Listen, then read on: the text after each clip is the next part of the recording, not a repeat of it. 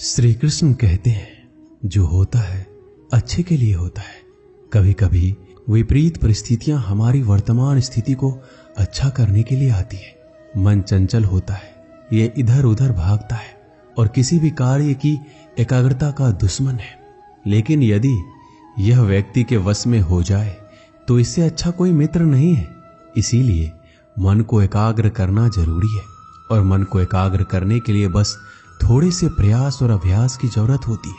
भगवान कहते हैं, मेरे लिए ना कोई घृणित है, ना कोई मित्र, ना ही कोई प्रिय है, ना कोई निर्धन है, ना ही कोई धनी है। बस जो भक्ति भाव के साथ मुझे याद करते हैं, मैं उनका हूं और वो मेरे। श्री कृष्ण कहते हैं, वो किसी के भाग्य के निर्माता नहीं है। व्यक्ति खुद ही अपना भाग्य लिखता है। आप जैसा बीज बोएंगे आप वैसा ही फसल काटेंगे। आप जैसा कर्म करेंगे आपको वैसे ही परिणाम मिलेंगे। यदि विद्यार्थी मन लगाकर पढ़ाई करेंगे तो परीक्षा में सफल होंगे। इसीलिए हर व्यक्ति का भाग्य भी तभी बदलेगा जब वो अपना कर्म करेगा। भ्रम और संदेह से परे जब भगवान आपसे प्यार करते हैं तो आप हर चीज से प्यार करते हैं। श्री कृष्ण कहते हैं, कभी खेत में किसी किसान को खेती करते देखा है? वो उसे सींचता है, उसे जोतता है, पशु पक्षियों से खेत की फसल की रक्षा करता है। परंतु एक बात का वो सबसे विशेष ध्यान रखता है कि कहीं खेत में खरपतवार ना उग जाए, क्योंकि एक खरपतवार खेत की सारी फसल को नष्ट कर सकती है। ठीक उसी प्रकार यदि वंश की कोई संतान खोटी निकल जाती है तो वो समूचे वंश का सर्वनाश कर देती है। इसीलिए संतान के लालन पालन में विशेष ध्यान देना आवश्यक होता है, क्योंकि संतान वो फसल होती है जो वंश के आने वाले समय को महान बना सकती है या फिर वंश का पतन कर सकती है।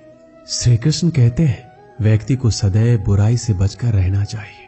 अगर कोई बुरा कर्म करता है तो वो कर्म आपको अपने जीवन में ही भोगना पड़ता है। जिस प्रकार बछड़ा झुंड में भी अपनी मां को ढूंढ लेता है, वैसे ही कर्म का फल आपको हजारों की भीड़ में भी ढूंढ लेगा। ईश्वर कण कण में निवास करते हैं। छोटे से छोटे जीव के हृदय में ईश्वर का वास होता है। उस जीव को कष्ट का अनुभव होना ईश्वर को कष्ट का अनुभव कराता है। अर्थात किसी जीव को कष्ट देकर आप अपने ईश्वर को खुश कैसे देख सकते हैं? जो श्री कृष्ण का दास हो जाता है वो अपने आराध्य से ऐसे दिन ना दिखाने की कामना करता है। जब उसमें गुरूर आ जाए तो अपने कृष्ण का सेवक बनकर ही जीवन सफल बनाना चाहता है। जो व्यक्ति सदैव हंसता खेलता मुस्कुराता रहता हो, अगर वो अपने स्वभाव से भिन्न हो जाए, अर्थात चुप गुमसुम उदास रहने लगे, तो समझना उसके हृदय में एक दर्द है। उस दर्द ने उसे कमजोर बना दिया है। जिसमें व्यक्ति के पास संपूर्ण धन दौलत ऐश्वर्य वैभव सब है, मगर संतुष्टि नहीं है। उस धन दौलत का कोई अर्थ नहीं है, क्योंकि वो व्यक्ति सदैव असंतुष्टि की स्थिति में रहता है। जिसके पास संतुष्टि है वो थोड़े में भी संतुष्ट रहता है। जब आप कोई बुरा कार्य करते हो या अच्छा कार्य करते हो, आपको लगता है कोई देख नहीं रहा है, लेकिन आप ये क्यों भूल जाते हैं? आप जो भी कुछ कर रहे हैं, भगवान की दृष्टि सदैव आप पर बनी हुई है। इसलिए आप ये ना समझें कि आप अकेले हैं। भगवान सदैव आपके साथ होते हैं। कहते हैं, मन के हारे हार है और मन की जीते जीत। अर्थात जिस प्रकार सकारात्मक विचारों से सफलता मिलती है, उसी प्रकार नकारात्मक विचार असफलता के मार्ग की ओर अग्रसर करते हैं। क्योंकि जैसा हम सोचते हैं वैसा ही हम बन जाते हैं और अपने विचारों के माध्यम से ही हमें नकारात्मक और सकारात्मक परिणाम मिलते हैं। इसीलिए अपनी सोच को हमेशा सकारात्मक रखिए। मनुष्य ही एक ऐसा प्राणी है जो कर्म करता है, इसलिए कर्म करना प्रत्येक व्यक्ति का धर्म भी है। धर्म करने वाला व्यक्ति ही कर्मवीर कहलाता है। इसीलिए कर्म करते रहना खाली बैठे रहने से बेहतर होता है। श्री कृष्ण कहते हैं, अगर आपको याद ही नहीं कि गुच्छे की कौन सी चाबी ताले को खोल सकती है, फिर भी आप लगातार ताले को खोलने का प्रयास करते रहते हैं, फिर भी वो ताला नहीं खुलता है। अधिकतर लोग ऐसी परिस्थिति में अपनी आशा खो बैठते हैं। उन्हें लगता है कहीं चाबी खो गई है और वो तिलमिला जाते हैं, क्रोधित हो उठते हैं। परंतु उस समय धैर्य रखें, क्योंकि गुच्छे की अंतिम चाबी ताला खोल सकती है। कुल्हाड़ी का अंतिम प्रहार वृक्ष को काट के गिरा देता है, परंतु क्या सत्य में कुल्हाड़ी का अंतिम प्रहार वृक्ष को काटकर गिरा देता है? आपको आपका लक्ष्य दिला देता है? नहीं, आपका निरंतर प्रयत्न ही आपको सफलता दिलाता है। जब आपका मन निराश हो, अपने कार्य में दोगुनी उत्साह से जुट जाइए, क्योंकि अनावरत बहता जल ही कठोर चट्टान को काट सकता है। सफलता का मूल है परिश्रम, प्रयास और आशा। श्री कृष्ण कहते हैं आपको पूरे धैर्य और भगवान पर विश्वास के साथ अपना जीवन निर्वाह करना चाहिए। लोग अक्सर सच कहने से बचते हैं या डरते हैं, पर सत्य कभी छुप नहीं सकता, ना ही कभी मिट सकता है।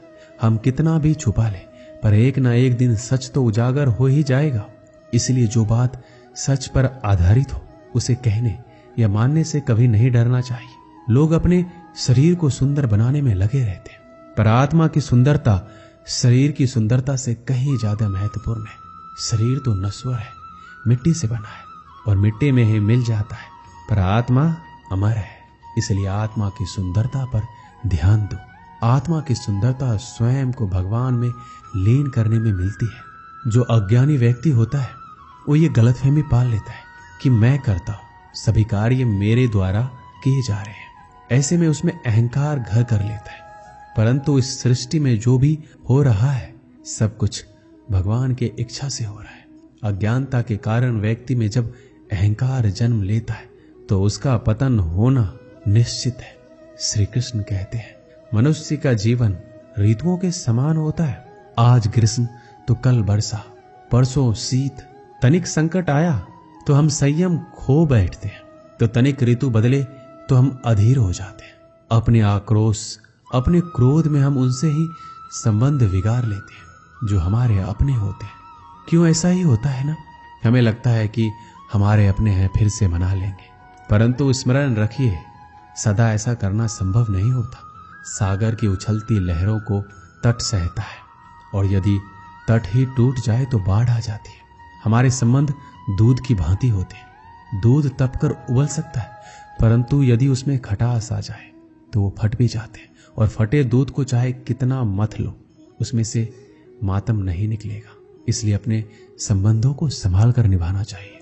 श्री कृष्ण कहते हैं जो व्यक्ति अपने अहंकार से भारी हो जाता है, जिसमें अभिमान भर जाता है, वो उस पत्थर की भांति होता है जो भारी होने के बावजूद भी नदी की धारा में डूबकर अपना अस्तित्व खो देता है। अगर किसी लक्ष्य, खुशियां, सफलता की प्राप्ति में लंबा समय लग रहा है, प्रतीक्षा की अवधि अधिक है, तो हो सकता है आपकी अपेक्षा से ज्यादा आपको मिलने वाला है। अपने कर्म पर अडिग रहिए और विश्वास रखिए उस ईश्वर पर जो आपके कर्म की परीक्षा ले रहा है। जो लोग जीवन को भूत और अतीत के भरोसे छोड़ देते हैं, उन्हें श्री कृष्ण सावधान करते हैं। जीवन का अर्थ ना भूत है ना भविष्य।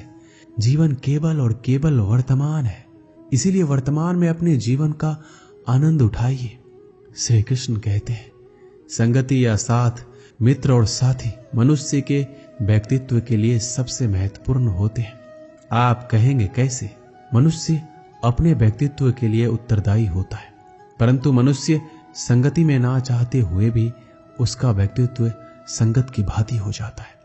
मान लीजिए एक पात्र में जल, दूसरे में दूध है और तीसरे में मलिन कीचड़ रखा हुआ है। यदि इस जल को दूध में मिला दें तो ये जल दूध बन जाता है, और यदि इसी जल को हम मलिन कीचड़ में मिला दें तो ये जल कीचड़ बन जाएगा। ऐसी कोई युक्ति नहीं कि जल बिना घुले मिले दूध या कीचड़ में अपना अस्तित्व बनाए रखे या उनसे अलग रहे। और ठीक ऐसा ही मनुष्य के जीवन में भी होता है। यदि एक गुणहीन व्यक्ति गुणवानों की संगत में बैठे तो उसे लोग क्या समझेंगे? गुणवान, सम्मान का पात्र समझा जाएगा। और यदि एक गुणवान व्यक्ति गुणहीनों की संगत में जा बैठे तो उसे भी तिरस्कार मिलता है। इसलिए अपने जीवन में सदैव संगति सोच समझकर सावधानी से चुनिएगा। श्री कृष्ण कहते हैं वो सब कुछ करो जो तुम्हें करना है, लेकिन लालच से नहीं, अहंकार से नहीं, वासना से नहीं, ईर्ष्या से नहीं, बल्कि प्रेम, करुणा और भक्ति के साथ। श्री कृष्ण कहते हैं नरक के 3 द्वार हैं, काम, क्रोध और लोभ। जो व्यक्ति कामी प्रवृत्ति का होता है, जिसके मन में लोभ होता है और जो अत्यधिक क्रोधी स्वभाव का होता है, उसके लिए नरक के द्वार सदैव खुले होते हैं। अर्थात ऐसे व्यक्ति को तो सिर्फ नरक में ही जगह मिलती है। मनुष्य सब कुछ चाहता है पर सब कुछ उसे नहीं मिल सकता। आपको जो नहीं मिला उसके लिए पश्चाताप मत करो, और जो आपसे खो गया, जो आपसे अलग हो गया, उसके लिए निराश भी मत हो।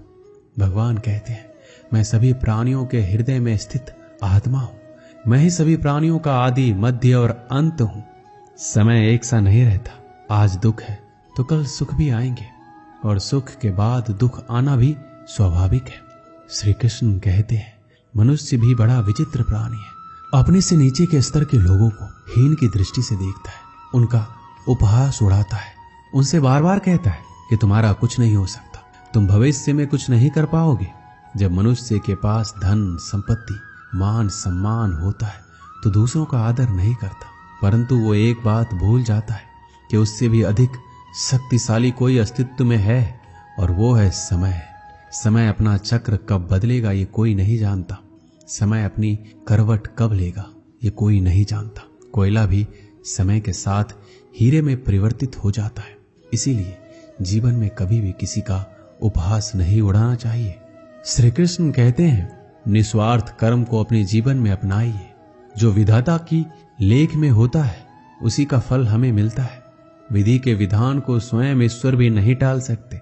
जिस व्यक्ति के पास आपके लिए मान, सम्मान और कद्र ना हो, उनके साथ रहना व्यर्थ है। वो सदैव आपके लिए शत्रुता का भाव रखते हैं। ऐसे व्यक्तियों के साथ रहने से उत्तम है आप अकेले रहें। इस जीवन में अधिक सरल होना भी अनुचित है।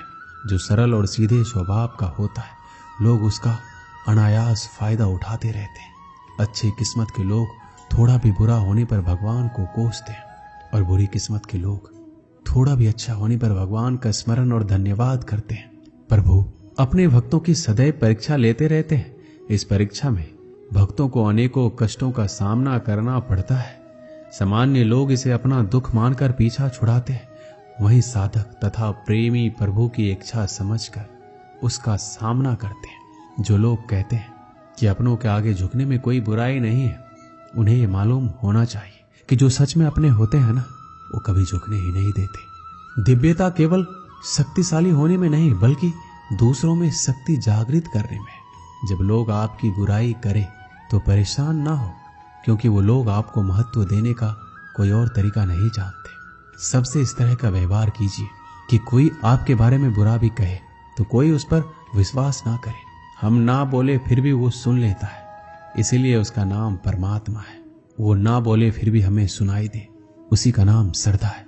अगर कोई व्यक्ति शिक्षा से पहले संस्कार, व्यापार से पहले व्यवहार, भगवान से पहले माता पिता को पहचान ले तो जिंदगी में कभी कठिनाई नहीं आएगी। स्वार्थ संसार का एक ऐसा कुआं है जिसमें गिरकर निकल पाना बड़ा कठिन होता है। श्री कृष्ण कहते हैं, आपने चुंबक को तो देखा ही होगा, कैसे वो लोहे की ओर आकर्षित होता है और कैसे वो लोहे को अपनी ओर आकर्षित करता है, क्योंकि उसके स्वभाव में ही आकर्षण है। हम सबके भीतर एक ऐसा ही चुंबक होता है, विचार का चुंबक, जो सदा अपने ही जैसे विचारों को आकर्षित करता है। हम जो बोलते हैं वही करते हैं, उसी प्रकार हम जो सोचते हैं वैसा ही पाते हैं। साधु ईश्वर का नाम जपता है तो उसे ईश्वर मिल जाता है, अर्थात फल हमारी सोच पर ही निर्भर करता है। इसलिए हमेशा सकारात्मक सोचिए। एक शहर में एक परिश्रमी, ईमानदार और सदाचारी लड़का रहता था। माता पिता, भाई बहन, मित्र, रिश्तेदार उससे बहुत प्यार करते थे। सबकी सहायता को तत्पर रहने के कारण पड़ोसी से लेकर सहकर्मी तक उसका सम्मान करते थे। सब कुछ अच्छा था, किंतु जीवन में वह जिस सफलता प्राप्ति का सपना देखा करता था वह उससे कोसों दूर था। वह दिन रात जी जान लगाकर मेहनत करता, किंतु असफलता ही उसके हाथ लगती। उसका पूरा जीवन ऐसे ही निकल गया और अंत में जीवन चक्र से निकलकर वह काल चक्र में समा गया। चूंकि उसने जीवन में सुकर्म किए थे, इसलिए उसे स्वर्ग की प्राप्ति हुई। देवदूत उसे लेकर स्वर्ग पहुंचे। स्वर्गलोक का अलौकिक सौंदर्य देखकर वह मंत्र मुग्ध हो गया और देवदूत से बोला, ये कौन सा स्थान है? देवदूत ने बोला, ये स्वर्गलोक है। तुम्हारे अच्छे कर्म के कारण तुम्हें स्वर्ग में स्थान प्राप्त हुआ है। अब से तुम यहीं रहोगे। यह सुनकर लड़का खुश हो गया। देवदूत ने उसे वह घर दिखाया जहां उसके रहने की व्यवस्था की गई थी। वह एक आलीशान घर था। इतना आलीशान घर कि उसने अपने जीवन में कभी नहीं देखा था। देवदूत उसे घर के भीतर ले गया और एक एक करके सारे कक्ष दिखाने लगा। सभी कक्ष बहुत सुंदर थे।